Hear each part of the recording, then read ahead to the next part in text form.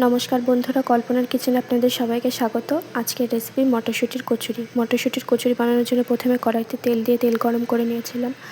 তাতে শুকনো লঙ্কা কুচি আর মৌরি দিয়ে খুব ভালোভাবে ভেজে নিয়েছি। এবার তাতে আগে থেকে পেস্ট করে রাখা মটরশুঁটি, সামান্য লবণ আর হলুদ দিয়ে খুব ভালোভাবে মিক্স করে নেব।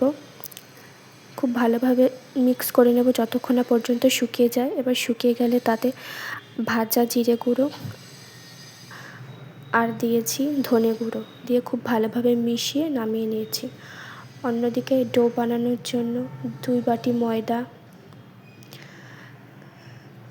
আর দেব সামান্য লবণ দিয়ে খুব ভালোভাবে মিশিয়ে নিয়েছি। এবার এতে অল্প অল্প জল দিয়ে খুব ভালোভাবে মিশিয়ে একটা ডো তৈরি করে নেব।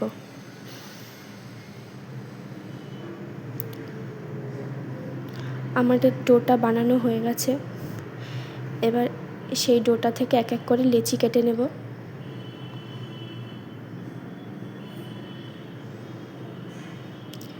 এবার একটা লেচি নিয়ে রুটির আকারে বেলে নেব।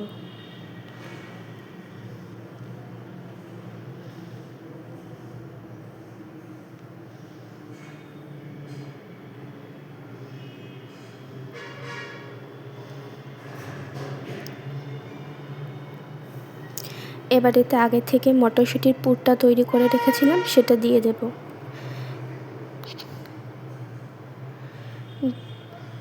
দিয়ে খুব ভালোভাবে মুড়িয়ে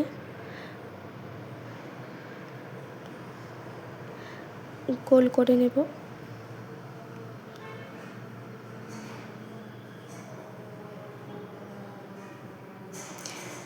এবার হালকা করে চেপে চেপে নেব হাত দিয়ে।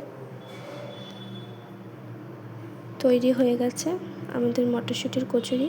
এইভাবে বাকিগুলো সব বানিয়ে নেব। অন্যদিকে কড়াইতে তেল দিয়ে তেল গরম করে নেব। নিয়ে এক এক করে মটরশুঁটির কচুরিগুলো দিয়ে হালকা আছে লাল লাল করে মুচমুচে করে ভেজে নেব।